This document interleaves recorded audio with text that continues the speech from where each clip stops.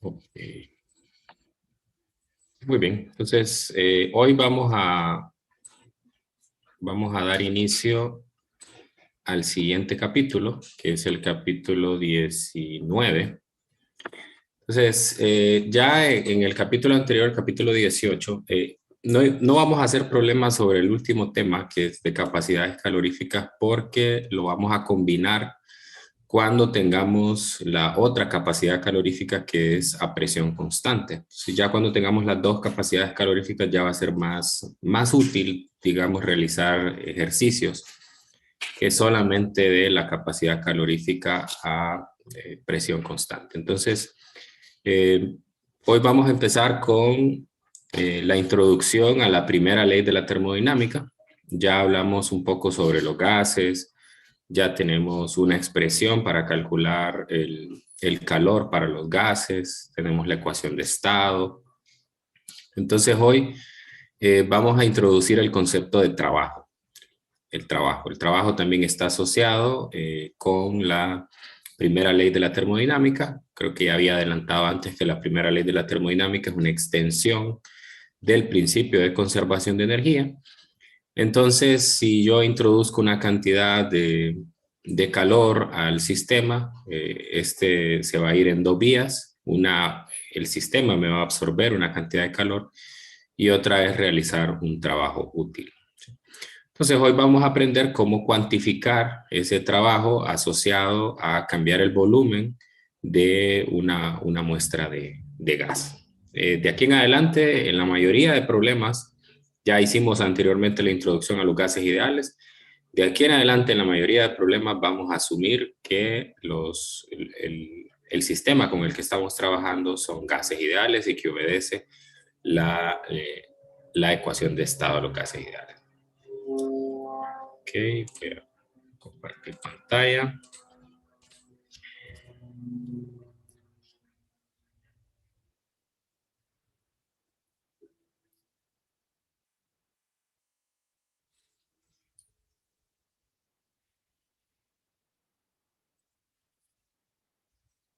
Muy bien. Entonces,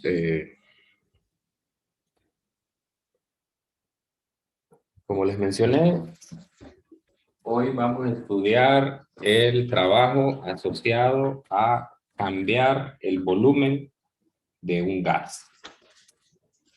Okay, entonces, para eso, lo primero que debemos hacer es definir lo que en termodinámica se llama un sistema. Un sistema en termodinámica está compuesto por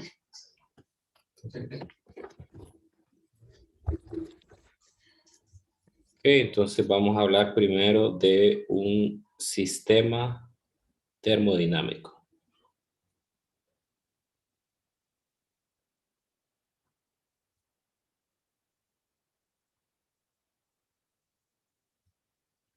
Ok, un sistema termodinámico, vamos a definirlo exactamente como está en el texto, es cualquier conjunto de objetos, cualquier conjunto de objetos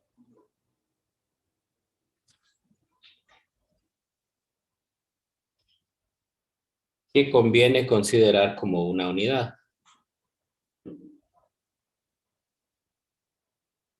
Que conviene considerar como una unidad. Entonces, ve aquí que en realidad es bastante general, ¿verdad? Conjunto de objetos, pueden ser muchas cosas. Y lo voy a considerar, a pesar de ser un conjunto, como una unidad. Y que podría intercambiar energía con el entorno. Y que podría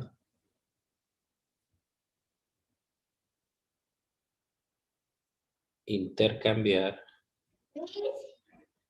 energía con el entorno. con el entorno, ¿no? Entonces, aquí hay otra palabra clave, el entorno. El entorno. Muy bien, entonces, a partir de aquí, podemos hacer una figura que me permite definir al sistema con algo un poco más simple. El sistema pues va a ser cualquier unidad de estudio. Este va a ser el sistema.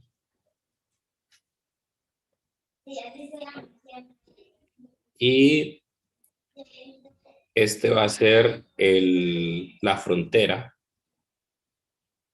La frontera, uno tiene que definir exactamente lo que rodea el sistema, y lo que está afuera de esa frontera se conoce como los alrededores.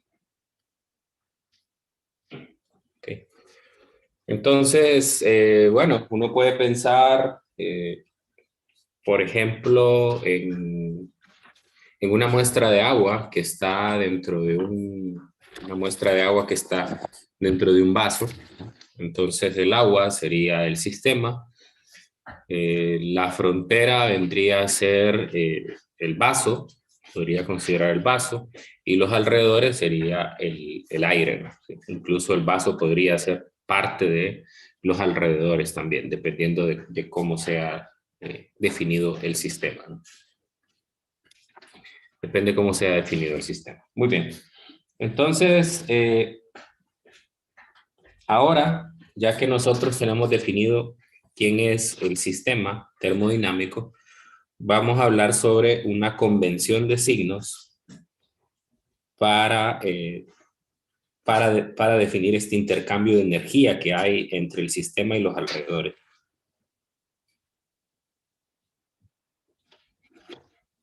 Convención de signos. Esta convención de signos, pues ya habíamos hablado sobre la primera, que es la que tiene que ver con el calor. Entonces imaginen que aquí tengo pues mi sistema. Voy a tener dos opciones. Voy a tener otra vez el sistema.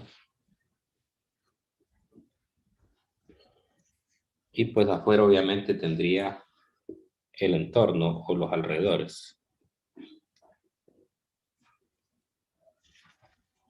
Voy a tener dos posibilidades. La primera es que al sistema yo le agregue calor. Si yo le agrego calor, como ya vimos anteriormente, si un sistema gana calor, su signo pues es positivo, ¿no? Y la otra opción que tengo es que el calor salga del sistema. Entonces voy a poner la flecha en la otra dirección. Y el signo sería negativo. Entonces aquí en la parte inferior vamos a decir el calor es positivo.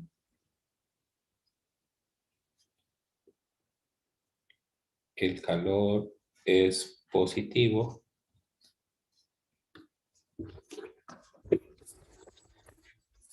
El calor es positivo cuando entra al sistema. Cuando entra al sistema. Y aquí el calor es negativo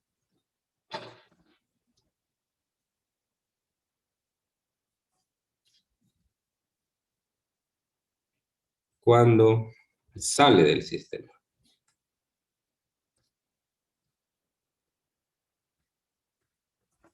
Ok, entonces remarcamos entra y sale para saber la convención del signo. Ahora vamos a hablar del trabajo. El trabajo también va a tener una convención de signo. Cuando el trabajo es realizado por el sistema, trabajo positivo, y cuando el trabajo es realizado sobre el sistema, es negativo. Entonces, en el primer caso, trabajo positivo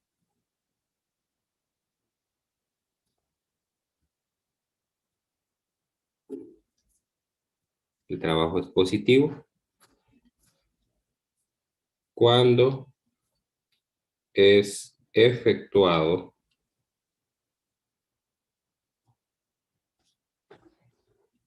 por el sistema.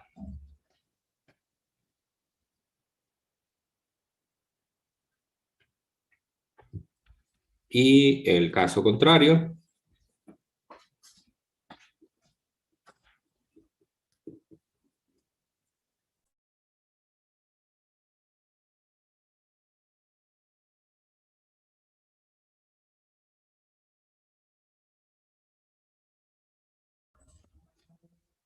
el trabajo es negativo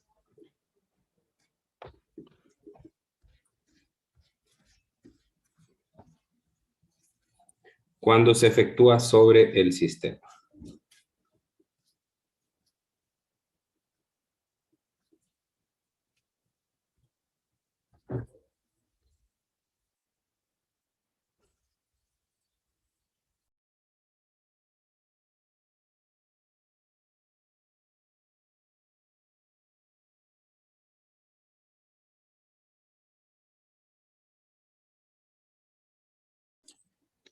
Ok, entonces aquí tenemos las palabras clave: positivo cuando entra al sistema, negativo cuando sale del sistema. Positivo cuando es efectuado por el sistema, negativo cuando es efectuado sobre el sistema. ¿Sí?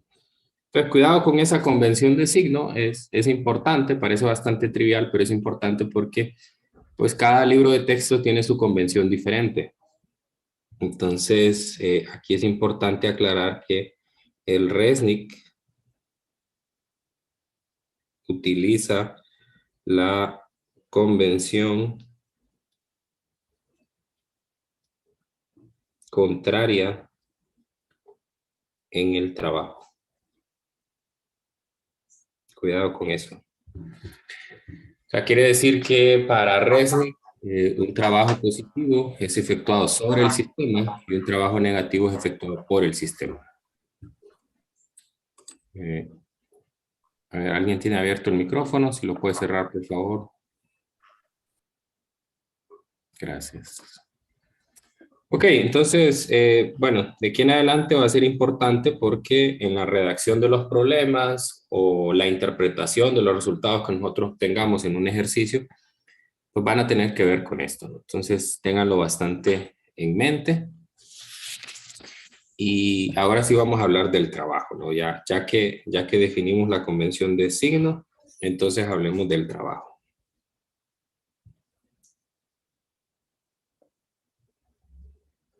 Ya tenemos una noción de trabajo a partir del curso de física anterior, donde pues en este curso aprendimos que el trabajo,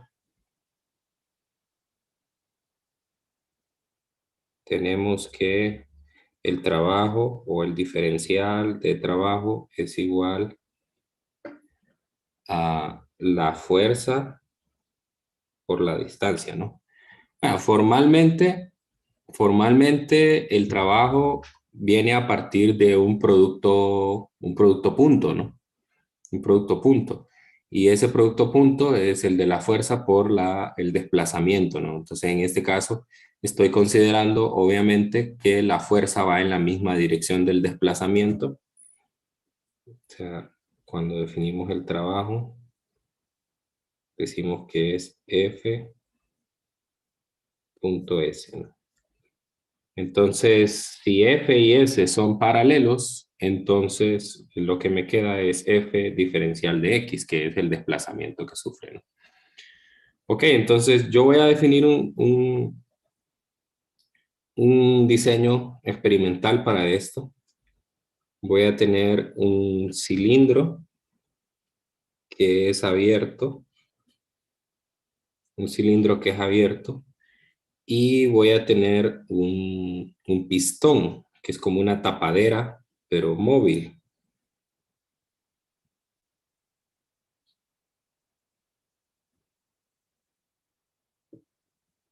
Okay. Entonces yo soy capaz de mover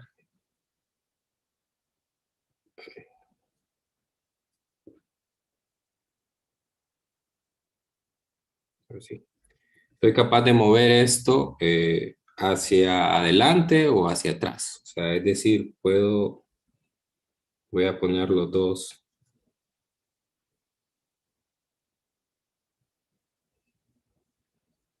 casos. Aquí tengo el pistón. Y dentro, pues lo que tengo es un gas, ¿no? Entonces, inicialmente, pues, las partículas están acá, en movimiento, obviamente.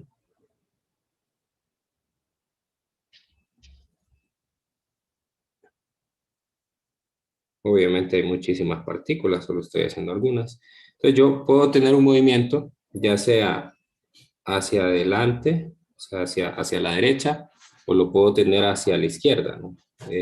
Lo que provocaría un movimiento hacia la derecha sería lo que se conoce como una expansión.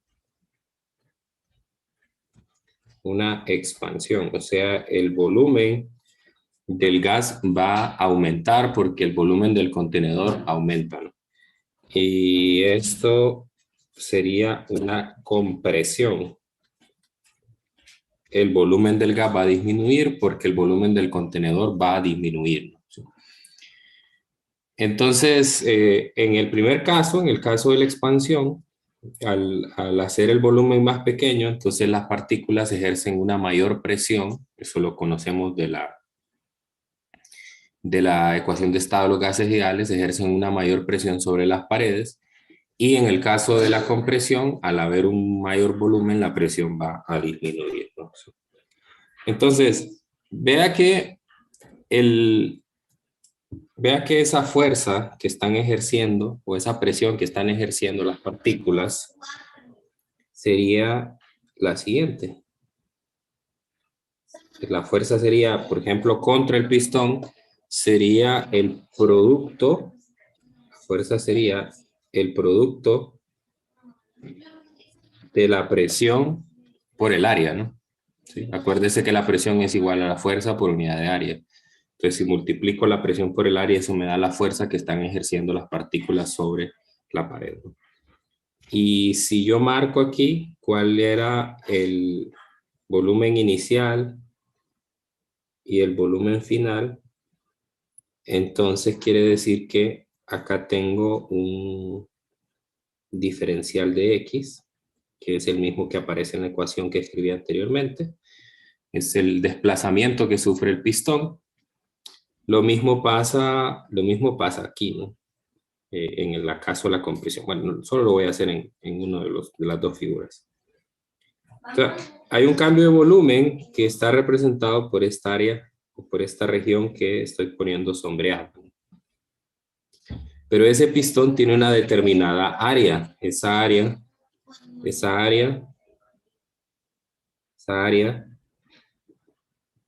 del pistón que está en contacto con el gas, le voy a llamar A.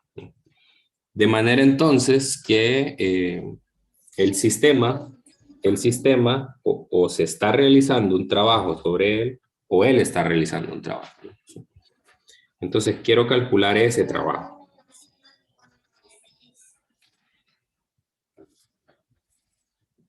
Entonces la fuerza sería el producto, la presión por el área multiplicado por el diferencial de X. Entonces estoy sustituyendo la fuerza.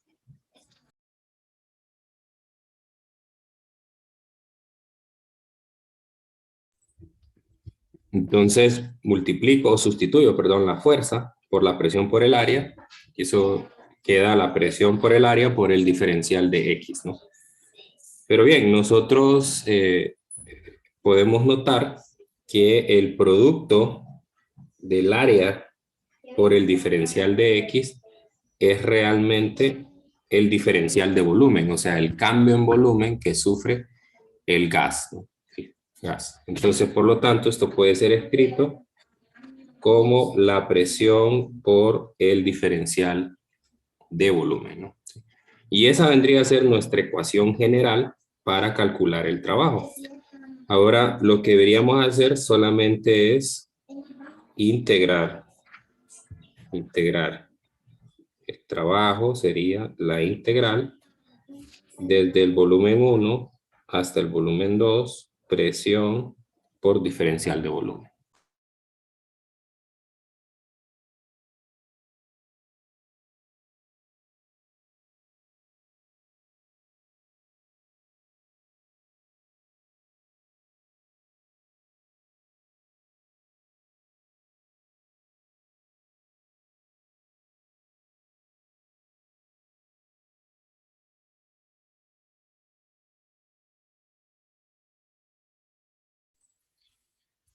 Entonces esta sería nuestra ecuación general para calcular el cambio o el trabajo, más bien, el trabajo asociado a un cambio de volumen.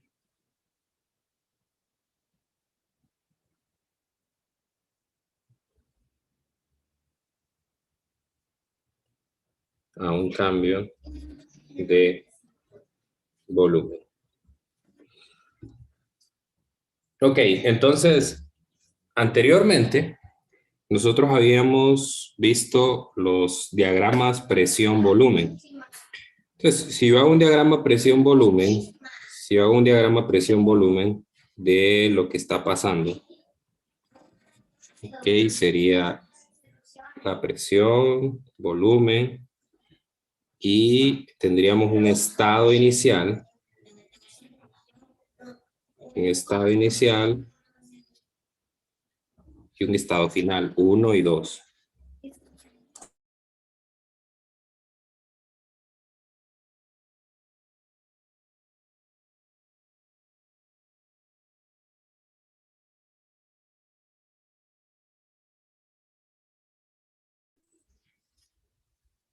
Ok, entonces, según la definición de esta integral anterior, entonces habría un volumen asociado al estado 2 y un volumen asociado al estado 1, ¿no? Obviamente, también habría una presión asociada al estado 1 y una presión asociada al volumen 2. Entonces, en general, ese proceso está descrito mediante una curva. No siempre va a ser una curva, ¿verdad? Pero si lo generalizamos, podemos decir que es cualquier curva que va desde el estado 1 hasta el estado 2. Entonces ya vamos a ver que hay variantes, no siempre va a ser una curva, pero por decirlo así, va a haber una curva y esa curva está descrita por una presión que es una función del volumen. Entonces debo de ser capaz de describir la presión en términos del volumen para poder integrar esa expresión. Y si recuerdan, pues de la definición, esta es una integral definida. Entonces, todo el área sombreada bajo la curva representa el trabajo, ¿no? Entonces, el trabajo es igual a más menos, voy a ponerle un más menos, el área sombreada, que es realmente la integral desde B1 hasta B2, presión diferencial de volumen. Ahora, el más menos está asociado con los dos procesos. Lo vamos a poner. El signo más viene cuando se trata de una expansión. Expansión. Y negativo cuando se trata de una compresión. ¿Ok? Entonces, por ejemplo, en esa figura que les estoy poniendo a la izquierda, esa pues obviamente es una expansión, entonces el signo va a ser positivo. Ojo, esta es la convención de signo que hemos adoptado para la clase. Si estuviéramos haciendo problemas de Resnick, entonces sería lo contrario. Para una compresión sería positivo y para una expansión sería negativo. ¿Ok? Entonces, de esa manera vamos a calcular el trabajo. Ahora, vamos a particularizar. ¿Alguien tiene abierto el micrófono? No sé si quiere participar. No, porque se le abrió. Ok, entonces ahora vamos a particularizar la medición del trabajo para diferentes procesos. Entonces vamos a hablar de los procesos termodinámicos.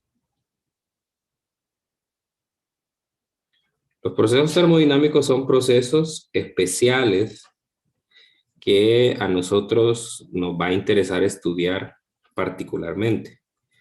El primer proceso que vamos a definir es el proceso isotérmico. El proceso isotérmico es el proceso en el cual la temperatura se mantiene constante. ¿Sí? La temperatura se mantiene constante. En un diagrama de presión-volumen,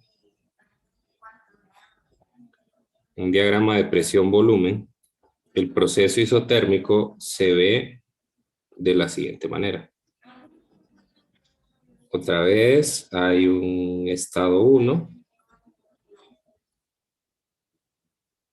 Estado 1 se representa mediante una curva. Sí. Ok, y entonces pues obviamente aquí tendríamos un volumen 1, tendríamos un volumen 2, presión 2, presión 1. Okay. A esto se le conoce como una expansión isotérmica. Una expansión isotérmica.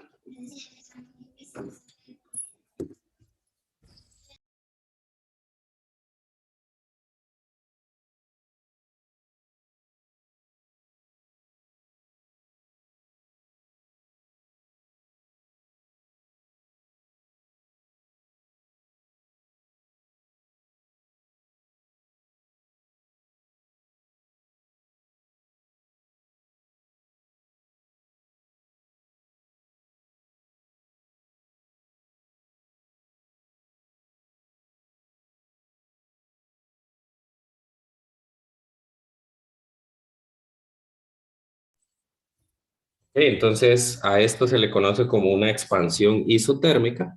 Voy a copiar otra vez toda esta figura. Y si cambio de dirección el proceso,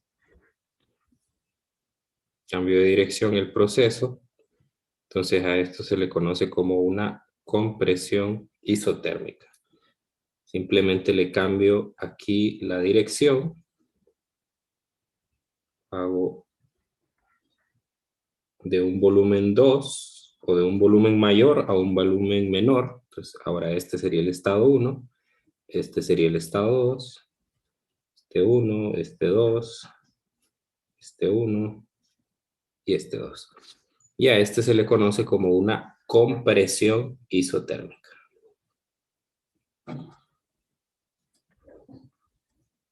Compresión isotérmica. Bien, entonces lo que me interesa aquí es saber cómo calcular el trabajo para este proceso. Entonces ya ahí están los diagramas donde podemos ver, obviamente según el diagrama, se nota que el trabajo pues es toda esta área, que es el área bajo la curva, ¿no?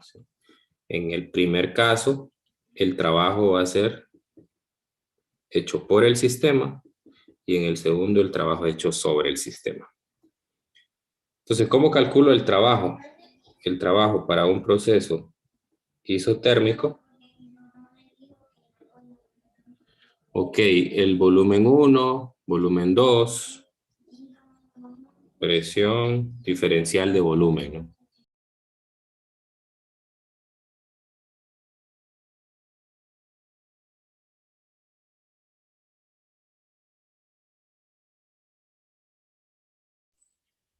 Ok, entonces ahora Como les había mencionado antes, para resolver esta integral, lo que tengo que hacer es,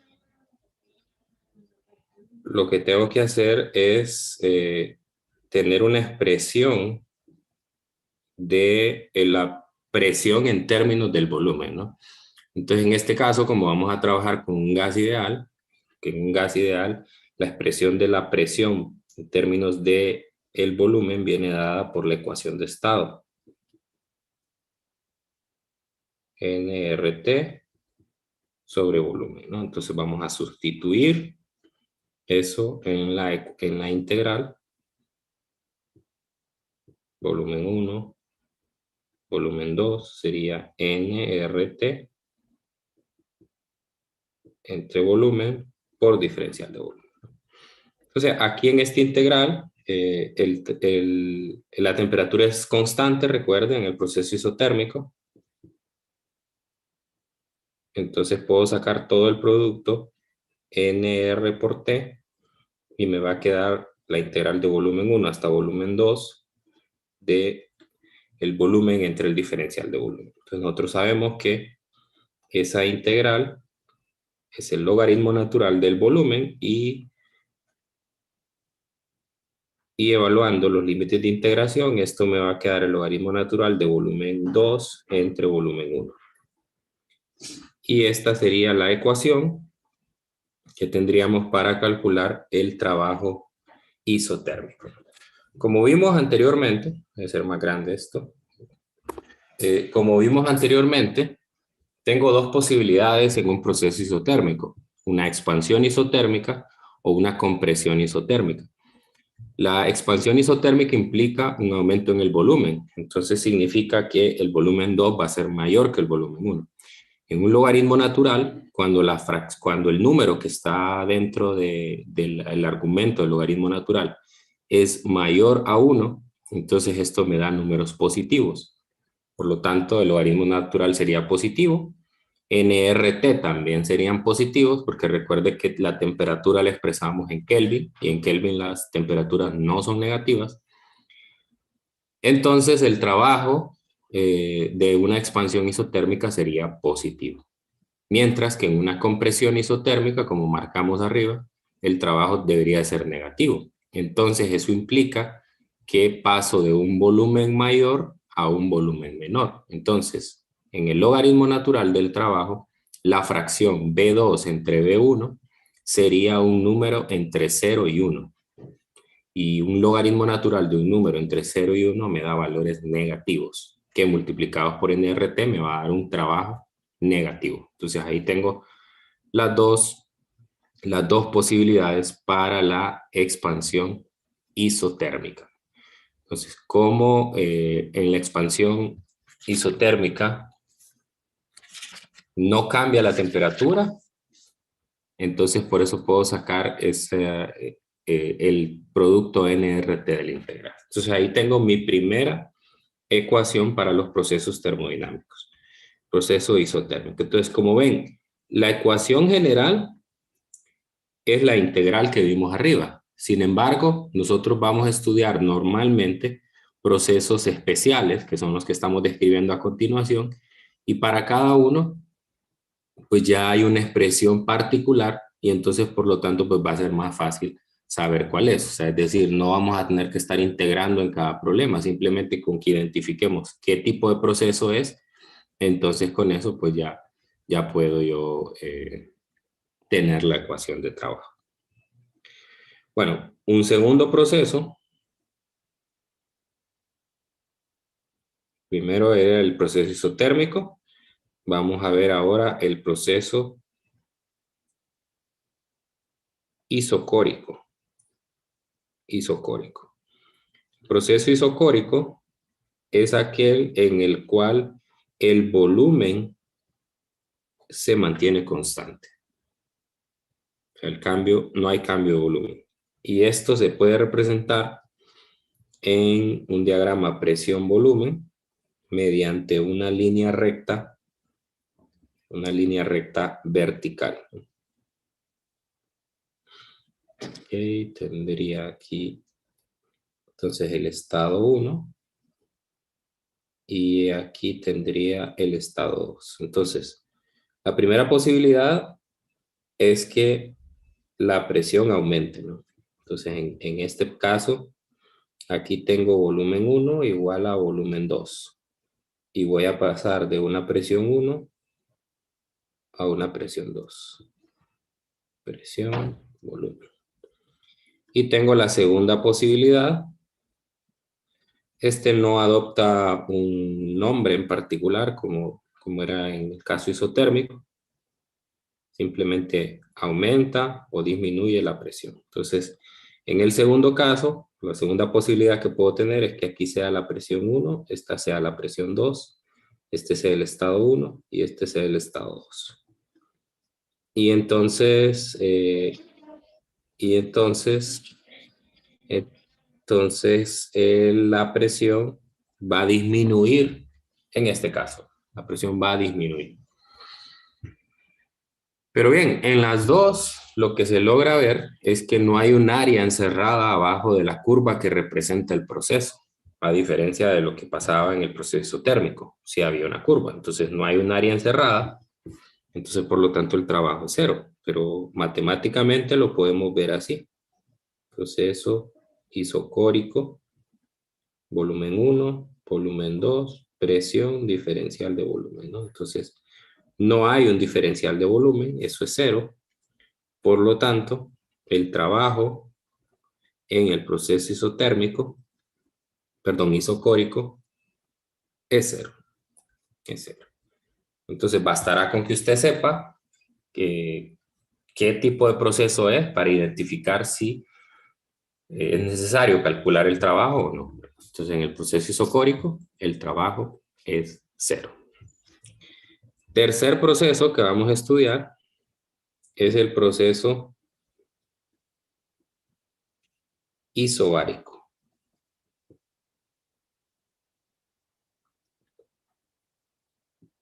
Para el proceso isobárico, la presión se mantiene constante. Entonces, si la presión se mantiene constante, en un diagrama PV lo que va a pasar es que ahora va a ser una línea recta, pero horizontal. Otra vez, hago un diagrama PV.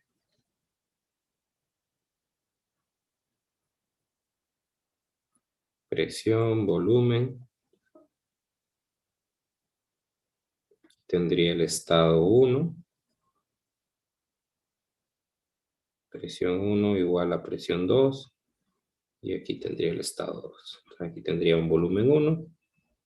Y aquí tendría un volumen 2. Entonces el proceso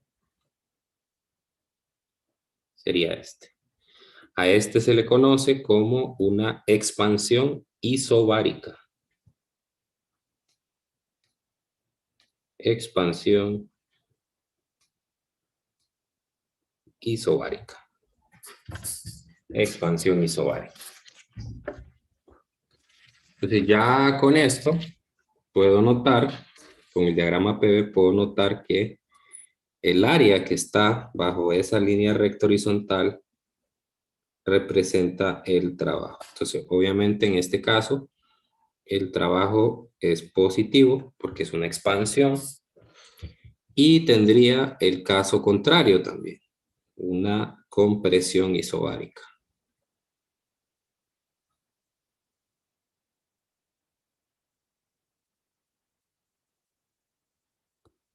Entonces, en este caso, lo que cambia, pues, son los volúmenes. Este sería el volumen 2, este sería el volumen 1. La dirección del proceso también. Vendría para acá. Y el signo del trabajo. Ahora sería negativo, un trabajo realizado sobre el sistema. Y el nombre también. Se llama una compresión isobárica.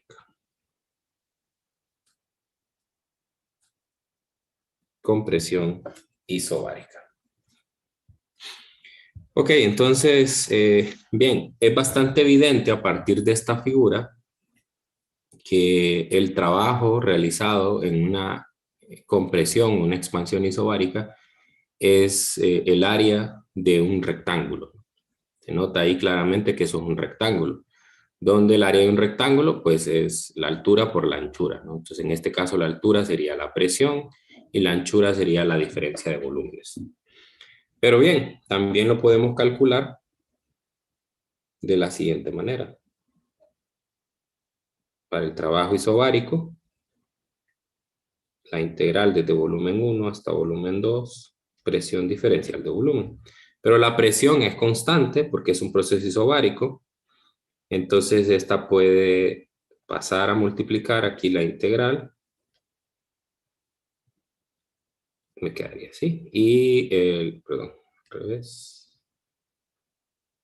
Y esa integral, pues, es el volumen. Y al evaluar los límites de integración, pues me quedaría la diferencia de volúmenes.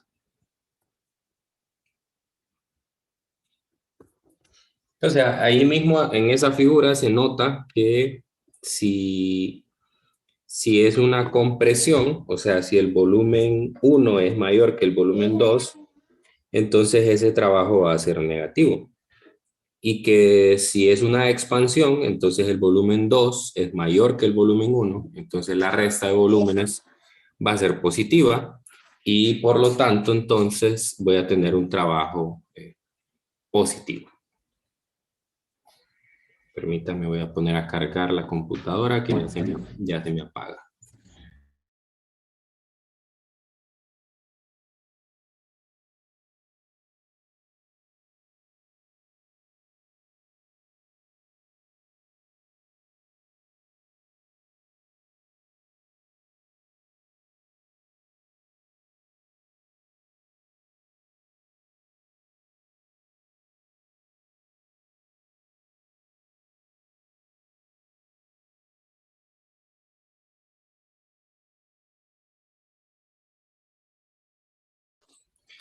Ok, entonces ahí tenemos los tres principales procesos: proceso isotérmico, isocórico e isobárico, ¿no?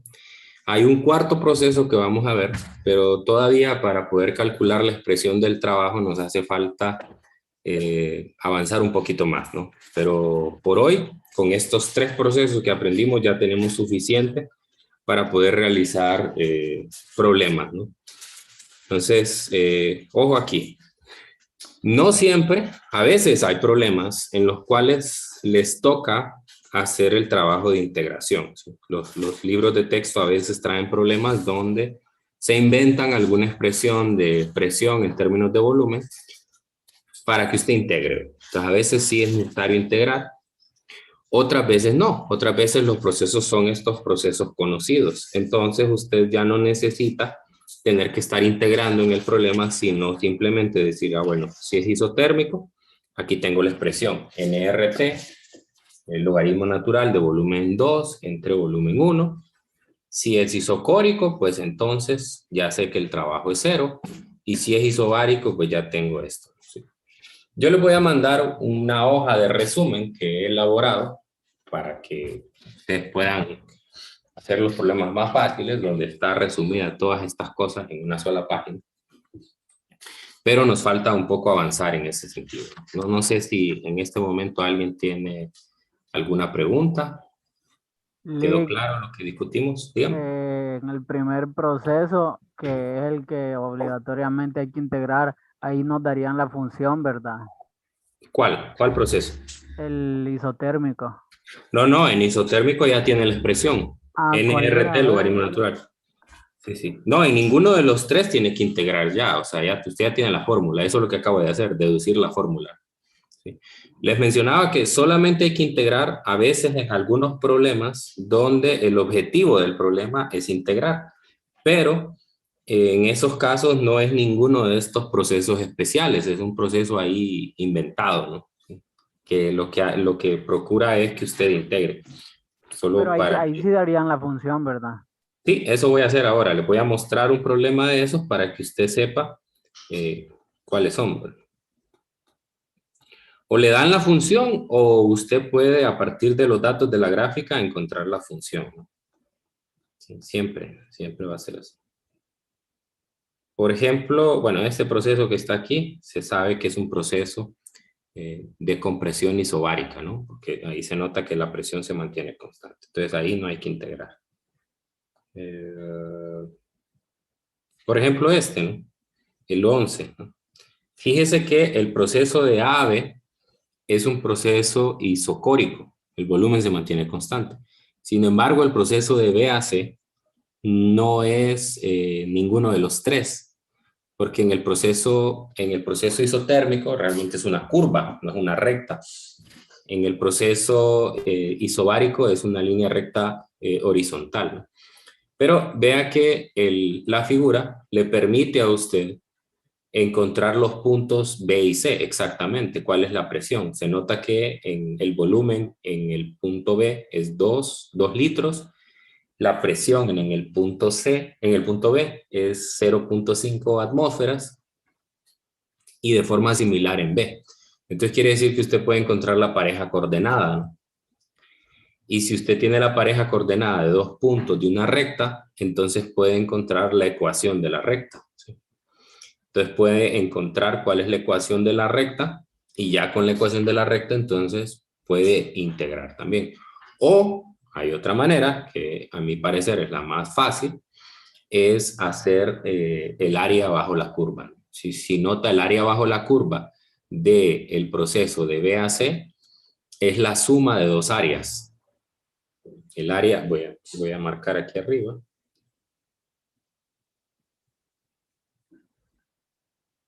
Hay dos áreas. Está esta área de acá. Esta sería el área 1. Ese es el área de un triángulo, ¿no? ¿Y cuál es la fórmula del área de un triángulo? Un medio de la base por la altura. Y ahí tiene los datos para poder saber cuál es la base y cuál es la altura. Y aquí tiene otra área, que es todo esto. Esto es un rectángulo. Aquí tiene el área 2. Entonces, si usted suma las dos áreas, puede tener el área bajo la curva del proceso BAC y ese sería el trabajo. Ahora, lo único que tiene que tener cuidado cuando utiliza las áreas es el signo. Acuérdense que yo les puse que el trabajo es igual a más menos el área bajo la curva. Entonces, es más cuando va en aumento el volumen y es menos cuando va en disminución. O sea, para una expansión el trabajo es positivo y para una compresión el trabajo es negativo. Entonces, ese es el cuidado que tiene que tener cuando trabaja con áreas. Pero bueno, solo para mostrar ejemplos, ¿verdad? Ya, obviamente que vamos a hacer problemas más adelante.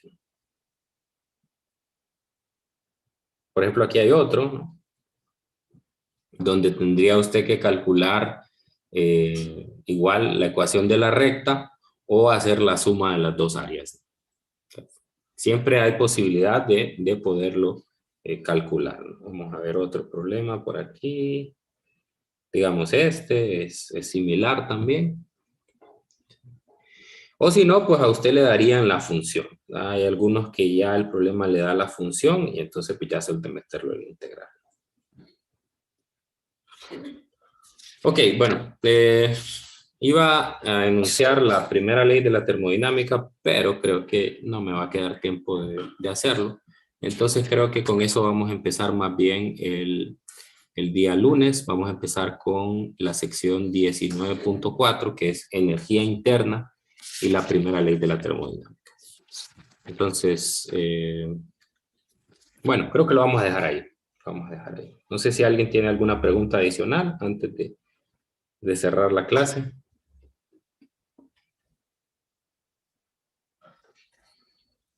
Bueno, entonces les repito, mañana no hay clases, nos vemos hasta el lunes, que tengan un feliz fin de semana, cuídense mucho. El lunes sí les prometo que van a estar las notas. Tuve una complicación en estos días y no las pude tener revisadas, pero ya para el lunes sí les prometo que ya van a estar sus notas de examen. Bueno, entonces nos vemos el lunes, cuídense mucho. Nos vemos, Lick. Suerte mañana. Nos vemos, Luis. Nos vemos, licenciado.